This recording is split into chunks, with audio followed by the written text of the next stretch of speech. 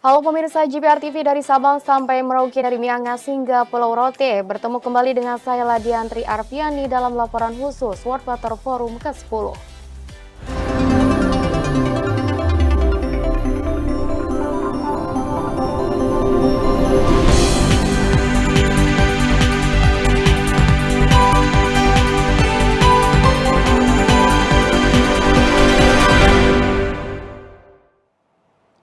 Mengawali informasi pertama, pemirsa, pemerintah Indonesia berkomitmen membawa inisiatif penetapan Hari Danau Sedunia atau World Lake Day ke Sidang Umum Perserikatan Bangsa-Bangsa.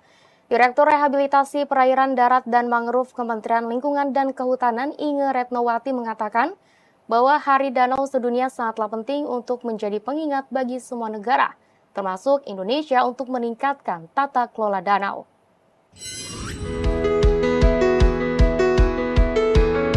Perhatian untuk mengelola danau secara berkelanjutan telah diserukan di tingkat global, bahkan di tengah ancaman krisis air, krisis pangan, dan krisis energi. Hal inilah yang menjadi salah satu alasan bagi pemerintah Indonesia untuk mengusulkan Hari Danau Sedunia kepada Perserikatan Bangsa-Bangsa dengan memanfaatkan momentum World Water Forum 2024.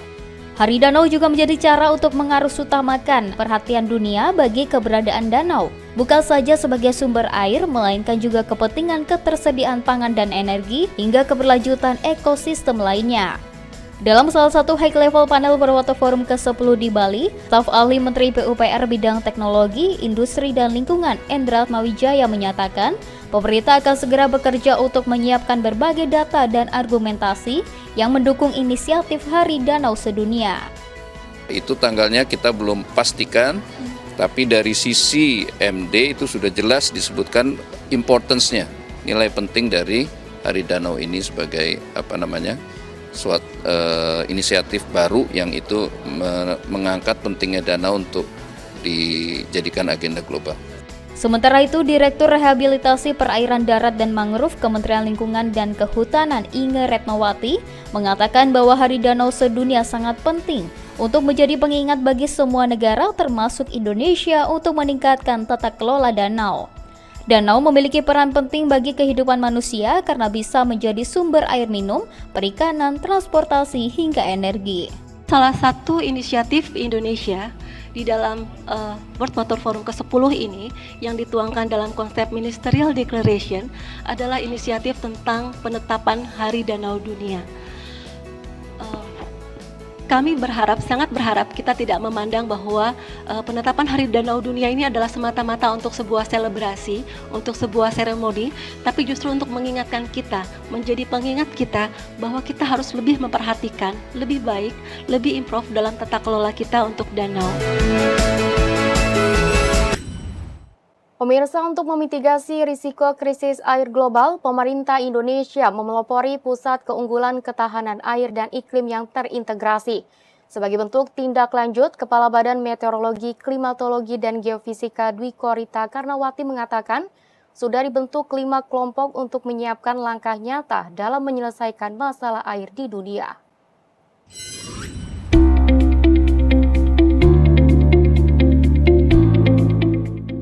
Dalam World Water Forum ke-10 di Nusa Dua Bali, pemerintah Indonesia memelopori Pusat Keunggulan Ketahanan Air dan Iklim terintegrasi untuk memitigasi risiko krisis air global. Kepala Badan Meteorologi, Klimatologi, dan Geofisika Dwi Korita Karnawati mengatakan sudah dibentuk 5 kelompok kerja untuk bersinergi dengan pusat keunggulan lainnya.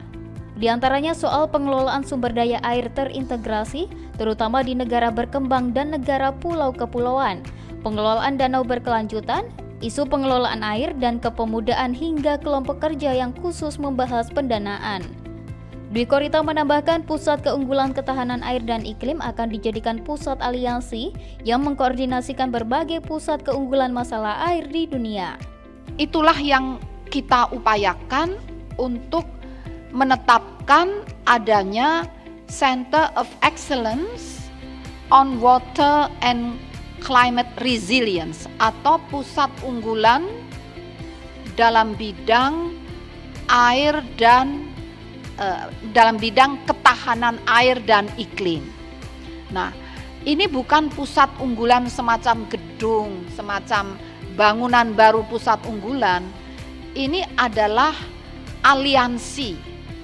Jadi bukan kantor yang baru, pusat unggulan baru, bukan.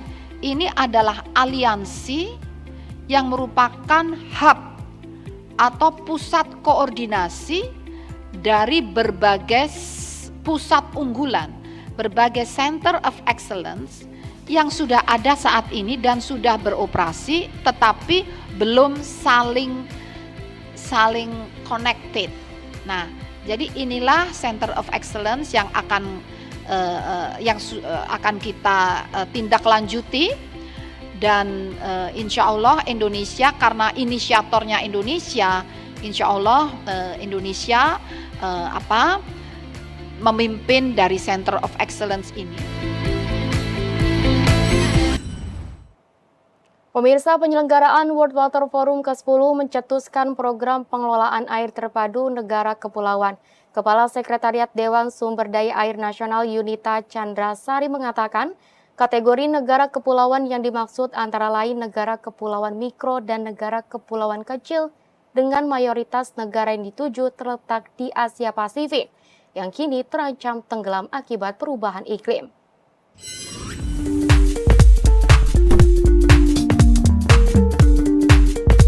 Penyelenggaraan World Water Forum ke-10 mencetuskan program pengelolaan terpadu pengelolaan air bagi negara kepulauan. Kategori negara kepulauan yang dimaksud antara lain negara kepulauan mikro dan negara kepulauan kecil dengan mayoritas negara yang dituju terletak di Asia Pasifik yang kini terancam tenggelam akibat adanya perubahan iklim yang terjadi secara masif dalam beberapa tahun terakhir. Kepala Sekretariat Dewan Sumber Daya Air Nasional Yunita Chandrasari dalam konferensi pers mengatakan, tahapan yang akan dilakukan selama 6 bulan ke depan adalah melakukan koordinasi intensif dengan BMKG, akademisi, dan instansi yang berkaitan dengan pengelolaan wilayah sungai dalam mengantisipasi dampak negatif perubahan iklim.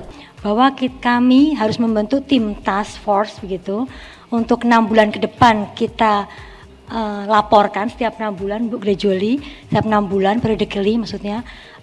Hasilnya adalah merupakan seperti Center of Excellence dari gabungan yang sudah ada, BMKG mempunyai datanya, kemudian kami dari Balai Besar dan Balai Wilayah Sungai, dan kemudian juga dari akademisi dan stakeholder untuk bergabung bersama, mengkoordinasikan berbagai macam data yang ada untuk menghasilkan beberapa rekomendasi dan tindakan-tindakan yang jangka pendek, menengah, dan panjang. Yunita menjelaskan sumber pendanaan program pengelolaan air terpadu berasal dari bauran APBN dan pendanaan dari sejumlah organisasi luar negeri. Dana ini akan digunakan untuk pembangunan akses air bersih dan peningkatan kapasitas pemangku kepentingan di negara kepulauan. Dengan dicetuskannya program pengelolaan terpadu pengelolaan air, diharapkan mampu mendapatkan perhatian dari negara, korporasi, maupun organisasi lainnya untuk berpartisipasi, sehingga manfaat yang diberikan bisa dirasakan dan digunakan untuk kepentingan bersama dalam meningkatkan akses air di negara kepulauan. Informasi lainnya, pemirsa, pemerintah pusat akan memberikan insentif sebesar 10 miliar rupiah untuk Pemda yang berhasil mengelola air dengan baik.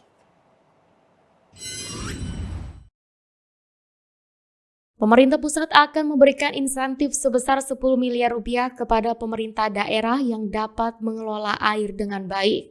Staf Ahli Menteri Pekerjaan Umum dan Perumahan Rakyat Bidang Teknologi, Industri, dan Lingkungan, Endra Saleh Atmawijaya mengungkapkan, insentif akan diberikan kepada Pemda yang berhasil mengatur tata kelola air dengan berbagai indikator.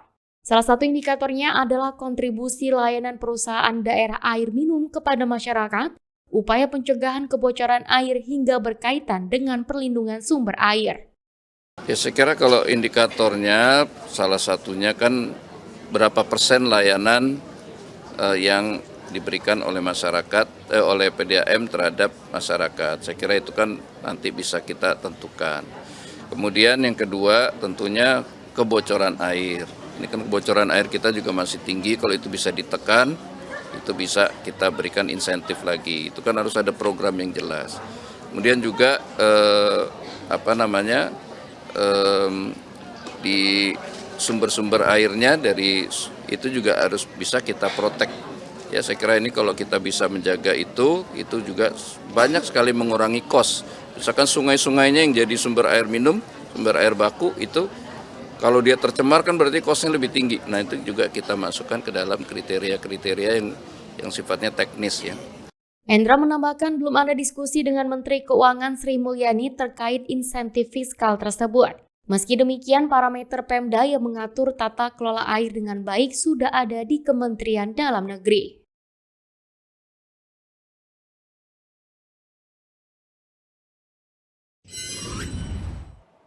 Pemirsa, kami akan kembali dengan informasi lainnya terkait dengan laporan khusus World Water Forum ke-10. Tetaplah bersama kami sesaat lagi.